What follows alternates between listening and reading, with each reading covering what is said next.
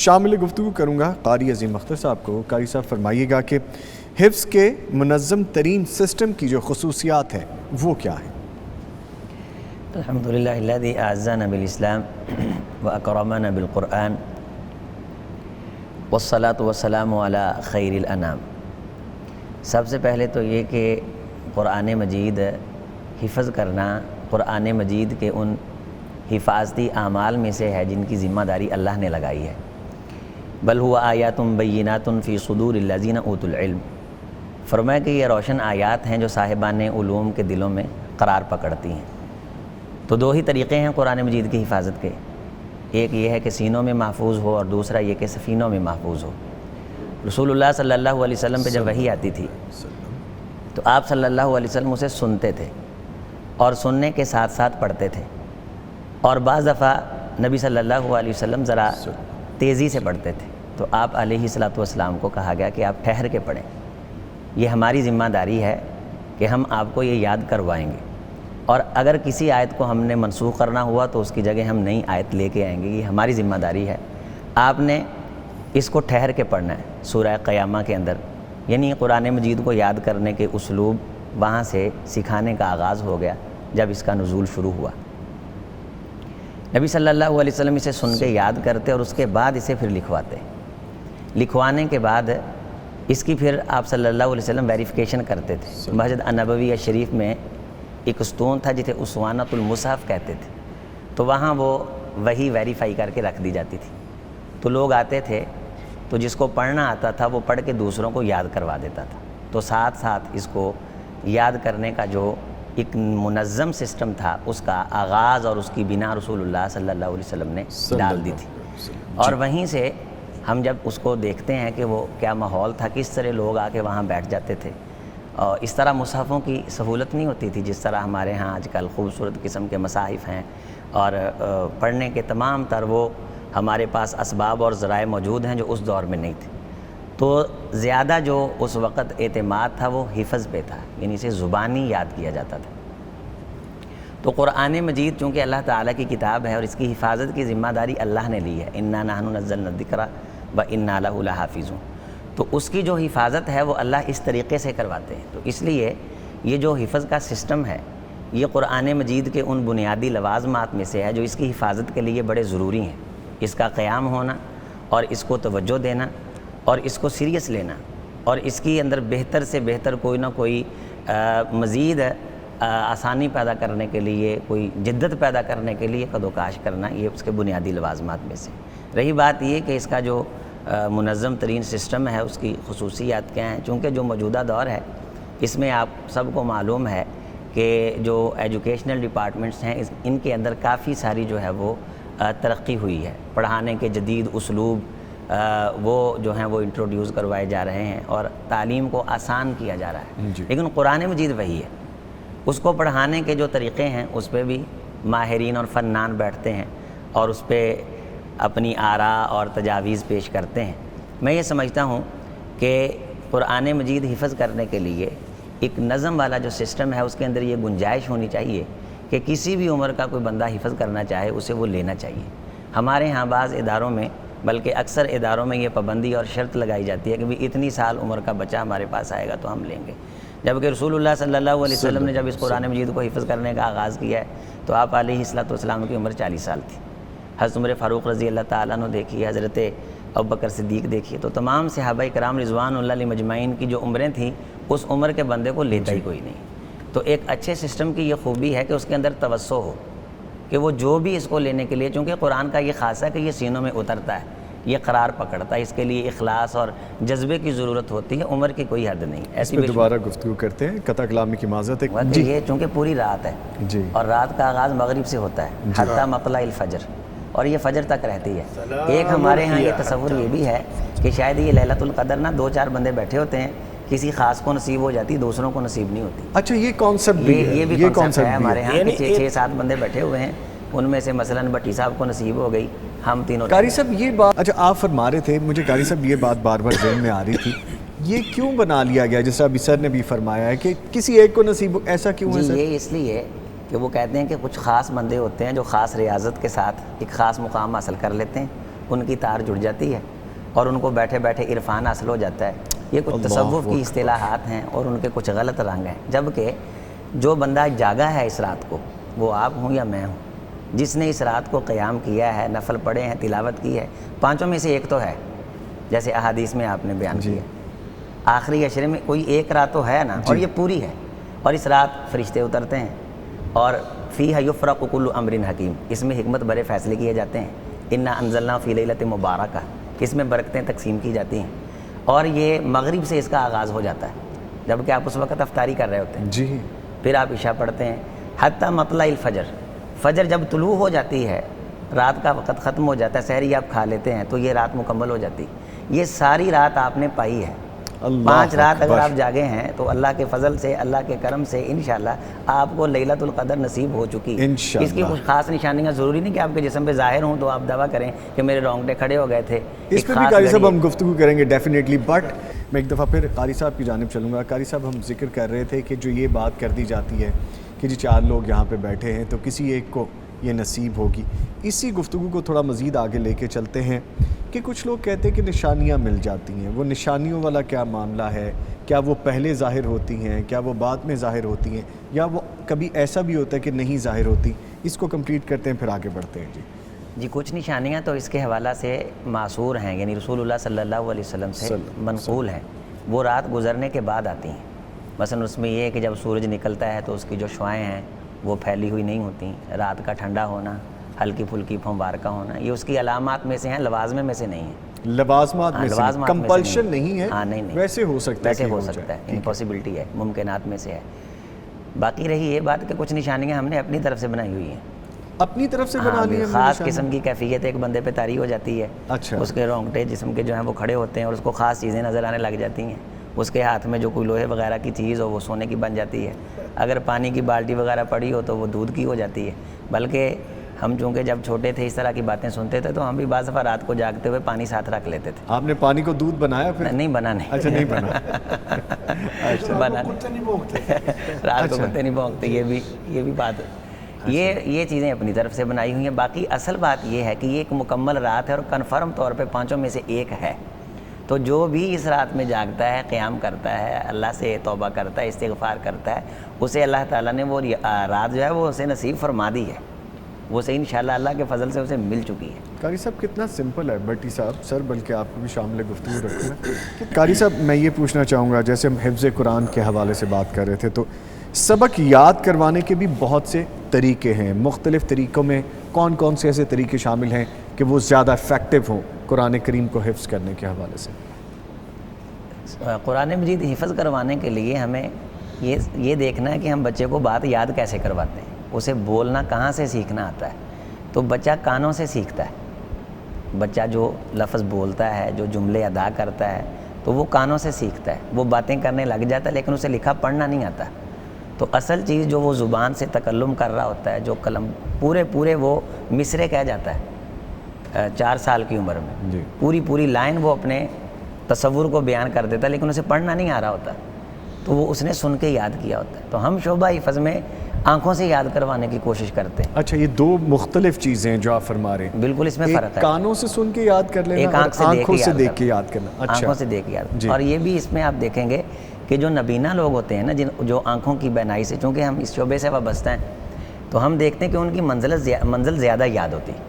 اس کی وجہ یہ کہ انہوں نے اس فطری طریقے سے یاد کیا ہوتا ہے جہاں سے ہم سیکھنے کا آغاز کرتے ہیں. اور قرآن مجید میں بھی ہے کہ ان فی ذلک لذکری لمن کان لہ قلب او القی السمع وہو شہید. کہ کسی بھی بات کو جو یاد کرنے کے اصول ہیں وہ یہ ہیں کہ ایک تو یہ کہ انسان دلی اور دماغی طور پہ حاضر ہو، القی السمع، اور وہ اپنا کان اس بات کی طرف لگا دے، وہو شہید، اور اس کو استحضار بھی ہو وہاں. یہ نہیں کہ دل اس طرف ہے، دماغ اس طرف ہے، دماغ اس طرف ہے یا دل اس طرف ہے. تو اصل اس میں جو بات ہے وہ القی السمع، یعنی اپنی سماعت کو اس بات کے ساتھ منسلک کر دے تو وہ بات اس میں اترتی چلی جائے گی. تو طلباء کو حفظ کروانے کا جو سب سے بہترین طریقہ ہے وہ یہ ہے کہ اس رستے سے انہیں یاد کروانے کی کوشش. کوئی بھی آپ زبان سیکھنا چاہتے ہیں تو آپ اخبار پڑھنے پہ زیادہ زور دیں گے تو اس سے جلدی امپروومنٹ نہیں آئے گی جتنا سننے پہ دینے سے آپ کے اندر بہتری آئے گی. تو بچوں کو پڑھانا، اس کان کے ذریعے سے انہیں سکھانا، انہیں سنانا، اس کے لیے پہلے یہ تھا کہ استاذ کو بار بار پڑھنا پڑتا تھا، اور وہ پڑھتے تھے، وہ وقت دیتے تھے، زور لگاتے تھے، اور وہ جو کہا گیا ہے کہ آسان نہیں قاری قرآن ہونا، زندگی بھر کی ریاضت کا لہو لگتا ہے، اتنا آسان نہیں قاری قرآن ہونا. لیکن اب جو ہیں وہ سہولتیں آ گئی ہیں، چھوٹی آپ کو جو ہے وہ فلیش مل جاتی ہیں، چھوٹے چھوٹے جو ہیں وہ بنے آپ کو موبائل مل جاتے ہیں، اس طرح کی کافی ساری چیزیں جو MP3 وغیرہ ہیں وہ آ چکی ہیں. ان کے اندر آپ سبق جو ہیں وہ ریکارڈ کر کے دے سکتے ہیں بچوں کو. تو الگ الگ ان کے لیے بعض اداروں میں ہم نے یہ تجربہ کر کے دیکھا ہے کہ الگ الگ ان کے بیٹھنے کے لیے ہم نے جگہیں بنائی ہیں، اور وہاں ان کے لیے ان کے سبق کو ہم نے خاص کیا کمپیوٹر میں، اور اسی طرح ہم نے جو ہے وہ ہینڈ فری رکھی ہے. تو وہ وہاں جا کے بیٹھتے ہیں، 7 سے 8 مرتبہ جب اس کو سنتے ہیں نا، تو سننے کے بعد ان کے اندر وہ ملکہ پیدا ہو جاتا ہے کہ بعد میں وہ تھوڑی بار دیر پڑھتے ہیں، انہیں وہ سبق یاد ہو جاتا ہے. لیکن بعض ہمارے اداروں میں یہ سسٹم ابھی تک نہیں ہے. وہ سارا دن کہتے ہیں سر اوپر رکھو، ارد گرد نہیں دیکھنا، دائیں بائیں نہیں دیکھنا. کیوں ہے قاری صاحب بچہ ایسا؟ اس کے اندر اکتاہٹ آ جاتی ہے. وہ کہتا ہے اسکول کے اندر تو اتنی سختی نہیں ہوتی، جی تو حفظ کے جو اساتذہ ہیں وہ تو انہیں دائیں بائیں دیکھنے نہیں دیتے. پھر کہتے ہیں کہ گوڈے کے اوپر ہی بیٹھنا ہے، تم نے اگر پاؤں نیچے سے نکال لیا تو سبق یاد نہیں ہوگا، اگر ہلو گے نہیں سبق یاد نہیں ہوگا. تو اس میں جہاں بچہ ایزی ہو کے بیٹھتا آپ اسے بٹھائیں.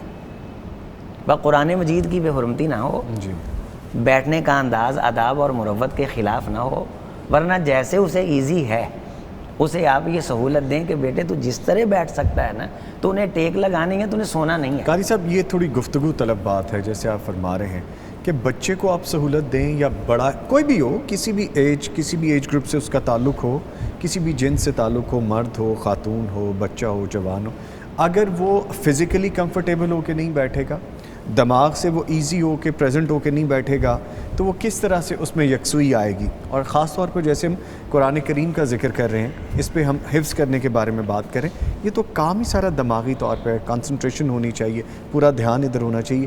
تو یہ والے معاملات پہ کیوں سختی کی جاتی ہے کہ ہلنا نہیں ہے، بیٹھنا اس طریقے سے ہے، دیکھنا نہیں ادھر، یہ کیوں کیا جاتا ہے؟ یہ اس لیے کیا جاتا ہے کہ جو پڑھا رہے ہوتے ہیں نا انہوں نے پڑھا اس طرح ہوتا ہے، اچھا انہوں نے خود ایسے سیکھا ہے. انہوں نے خود ایسے سیکھا ہوتا ہے، وہ سمجھتے ہیں کہ اس کے علاوہ کوئی دوسرا طریقہ نہیں ہے. مارتے بھی اسی لیے، مارتے بھی اسی لیے، اسی لیے مارتے. تو جیسے آپ فرما رہے ہیں کہ بچوں کو نئے گیجٹس دیے جا رہے ہیں، جو جدید دور کے علوم ہیں ان کے ساتھ ان کو سکھایا جا رہا ہے، تو یہ تو ایک بڑی اچھی کاوش ہے. اس کے ریزلٹس کیا ہیں آپ کے پاس؟ میں یہ بتانا چاہوں گا، شیخ نے بات کی ہے کہ نجیب اللہ صاحب بھی موجود ہیں، سینئر استاد ہیں، اور ان سے ہم نے بہت ساری رہنمائی لی. یہ مار کے بڑے خلاف تھے.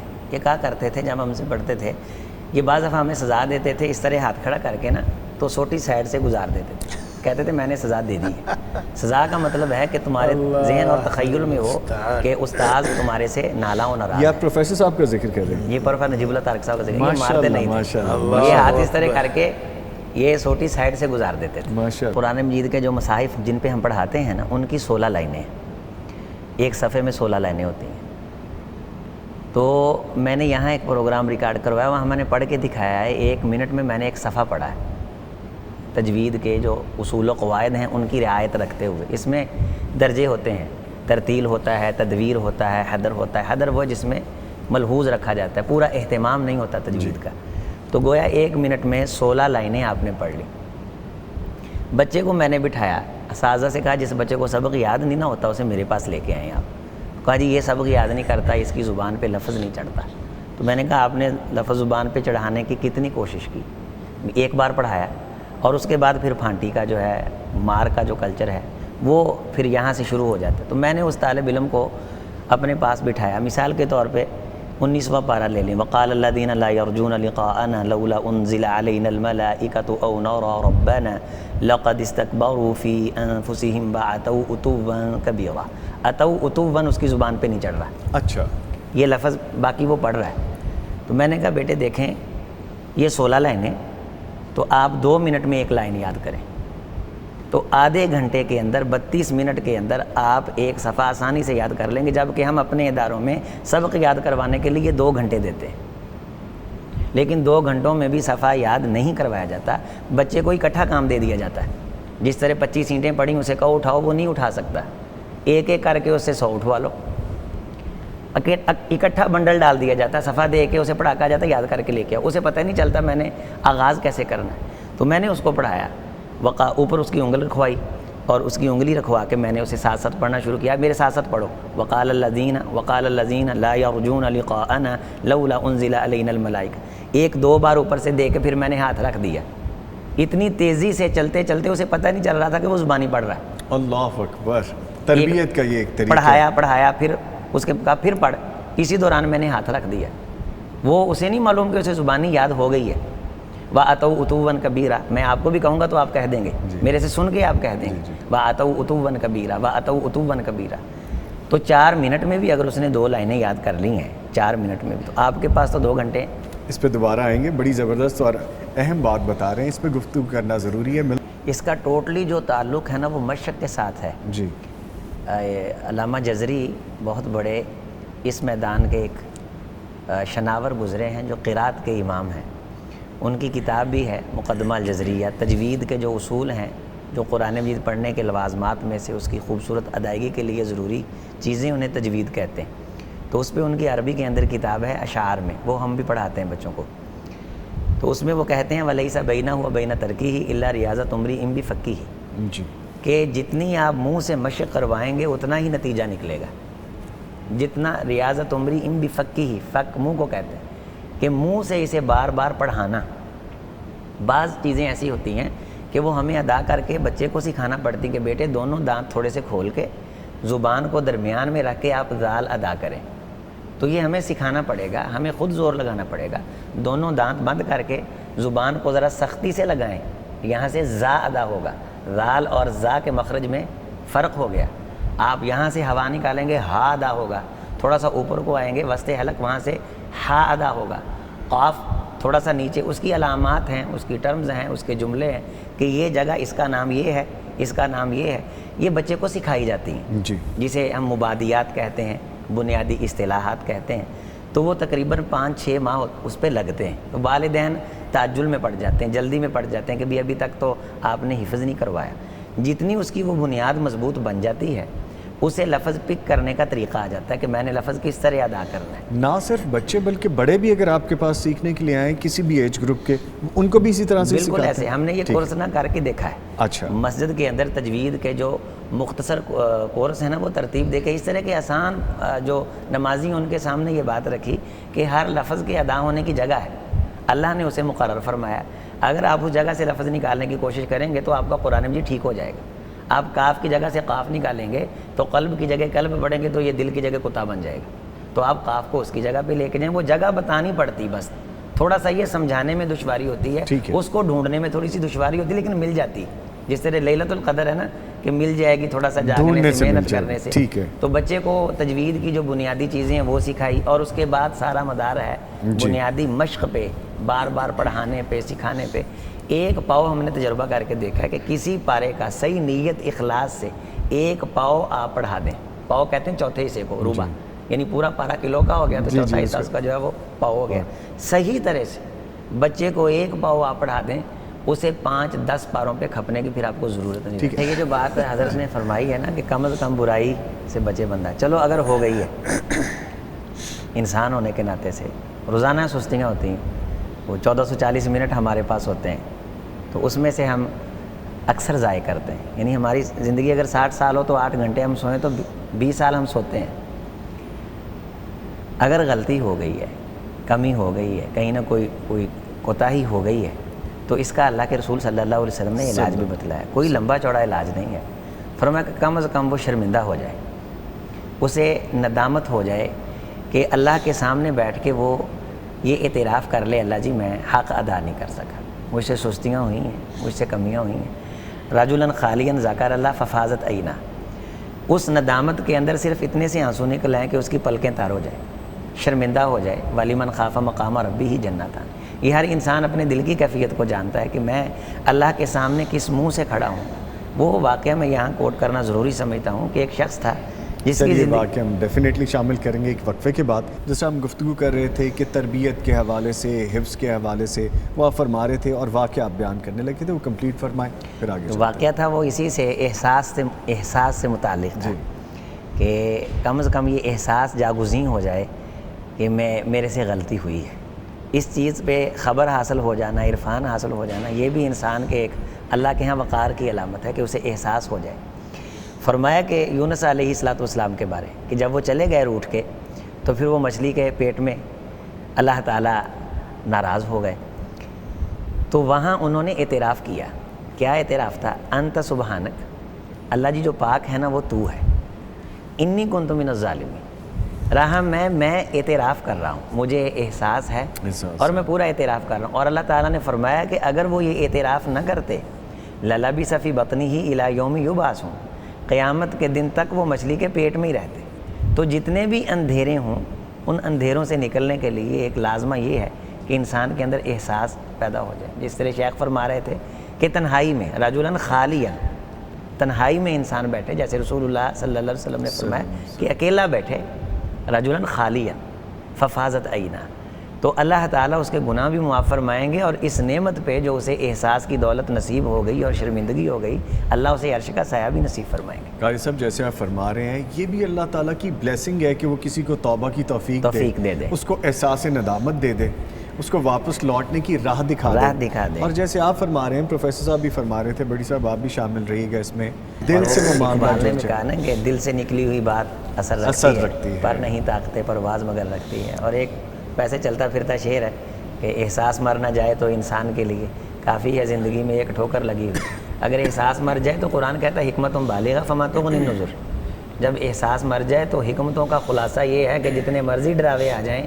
جب تک پکڑ نہ ہو جائے تب تک انہیں احساس نہیں ہوتا۔ اچھا قاری صاحب آپ نے بہت بڑی بات بڑے آرام سے کہہ دی ہے جو سمجھنا بہت ضروری ہے، جس کا احساس مر گیا اس کے لیے رشتے مر گئے، اس کے لیے وہ خون کے رشتے ہوں، ماں ہو، باپ ہو، بہن ہو، بھائی ہو۔ کل ہم نے یہ حدیث ڈسکس کی تھی۔ جی جی جی جی، اور اس کا مطلب ہے کہ وہ اوندھا پڑا ہوا ہے، اس کو کوئی فرق نہیں پڑتا کہ کیا غلط ہے کیا ٹھیک ہے۔ لیکن یہ ہے کہ اللہ مرنے سے پہلے اسے اس کا احساس جگائیں گے، اسے بتانے کے لیے کہ احساس چیز کیا تھا، دکھائیں گے اس کو کہ تم نے یہ لیک کیا زندگی بھر۔ رسول اللہ صلی اللہ علیہ وسلم نے فرمایا کہ قیامت کے قریب تقی الارض افلاذ کا بھی دیا، یہ زمین قے کرے گی، اس قے میں سے ستون سونے اور چاندی کے باہر آئیں گے، جگہ جگہ ستون سونے اور چاندی کے پڑے ہوئے ہوں گے، تو وہ یجیع القاطع، رشتہ داریاں توڑنے والا شخص آئے گا جو احساس کی دولت سے محروم تھا، اس پیسے کے گھمنڈ میں، اس کو اکٹھا کرنے کے چکر میں ویلیوز، اقدار، رشتوں کو کچل رہا تھا، اسے کسی چیز کا خبر احساس نہیں تھی، اللہ کا احساس نہیں تھا، گناہوں کا توبہ کا احساس نہیں تھا۔ جب وہ دیکھے گا یہ تو بہت تعداد میں پڑا ہوا ہے، کثیر تعداد میں، مقدار میں، تو رسول اللہ صلی اللہ علیہ وسلم نے فرمایا کہ وہ اپنی انگلیاں منہ میں لے کے رو کے کہے گا کہ اس وجہ سے میں رشتہ داروں سے دور رہا، اس وجہ سے میں اس حد تک سخت ہو گیا اور میں احساس کی دولت سے میں محروم رہا۔ اور قرآن مجید میں بھی ہے فَلَمَّا أَحَسُّوا بَأْسَنَا إِذَا هُم مِنْهَا يَرْكُضُونَ، جب احساس کی چنگاری ہم جگائیں گے نا زمین کو ہلا کے، پھر یہ بھاگیں گے کہ یہاں تو بیٹھنے کا ہم نے جو صدیوں کا انتظام کر لیا، یہاں تو رہنا ہی نہیں ہے۔ پھر آواز آئے گی لا ترکضوا ورجعوا الی ما اترفتم فیہ ومساکنکم، جس کوٹھی میں تم آسائش کی زندگی گزار کے تمام تر احساس کے رشتوں کو کچل چکے تھے، تم یہاں بیٹھو، لعلکم تسألون، ہم نے تم سے کچھ باتیں پوچھنی۔ قالوا یا ویلنا انا کنا ظالمین، وہاں پھر اعتراف کریں گے۔ قرآن کہتا ہے کہ ہائے افسوس ہم سے غلطیاں ہوئیں۔ اگلے الفاظ ہیں فما زالت تلک دعواہم حتی جعلناہم حصیدا خامدین، اس وقت کا اعتراف کام نہیں آئے گا، ان کے اعتراف کے دوران ہی ہم بھجی کٹی کھیتیاں انہیں بنا دیں گے۔ تو اس دن کے آنے سے پہلے اگر ان ایام میں احساس کے لیے صدیاں نہیں چاہیے نظامی صاحب، ایک لمحہ کافی ہے۔ احساس کا ایک لمحہ سالوں کے گناہوں کو نیکیوں میں تبدیل کروا دیتا ہے۔ منطق کی اور دلیل کی سینکڑوں حجتیں اور دلیلیں آپ کا ایک گناہ نہیں معاف کروا سکتی۔ احساس ہو جائے، وہ میں واقعہ جو سنانے لگا تھا وہ ضروری ہے، مشائخ بیٹھے کہ ایک شخص جو بڑا ہی گنہگار تھا اور اس کی زندگی میں کوئی نیکی نہیں تھی، کوئی بھی نیکی نہیں تھی، مرنے لگا تو اپنے بیٹوں کو کہنے لگا کہ جب میں مر جاؤں نا، چونکہ میری زندگی میں کوئی نیکی نہیں ہے تو تم مجھے جلا دینا، جلا کے جو میری راکھ بنے اس میں سے کچھ سمندر میں بہا دینا، کچھ ہواؤں میں اڑا دینا، کچھ زمین کی مٹی میں مکس کر دینا۔ وہ کام ہو گیا، اللہ تعالیٰ نے اسے کھڑا کیا اپنے سامنے اور پوچھا کہ میرے بندے تو نے یہ کیا؟ کہنے لگا اللہ مجھے شرم آ گئی، اللہ مجھے شرم آ گئی کہ میں کس منہ سے تیرے سامنے کھڑا ہوں گا، تو مجھے یہ نہیں ایمان تھا کہ تو یہ کر سکتا ہے، مجھے دوبارہ سامنے کھڑا کر سکتا ہے۔ تو یہ یقین تھا، ہاں، یہ یقین تھا، مجھے یہ یقین تھا کہ تیرے سامنے میں کھڑا ہونے کے قابل نہیں ہوں، تو میں کسی نہ کسی طرح بچنے کی کوشش کر رہا تھا کہ مجھے تیرے سامنے کھڑا نہ ہونا پڑے. تو اس احساس کی بنیاد پر میں نے یہ کیا. وہ احساس اس کے کام آیا, وہ ندامت اس کے کام آئی. احادیث میں آتا ہے کہ اللہ تعالیٰ نے اسے رعایتی طور پہ معاف فرمایا اس احساس کی بنیاد پہ. تو ایک لمحے کا بھی احساس آ جائے تو انسان کی قسمت. اچھا قاری صاحب, اس میں ایک اور چیز بھی ہے کہ اللہ تعالیٰ آپ کو اشارے دیتا رہتا ہے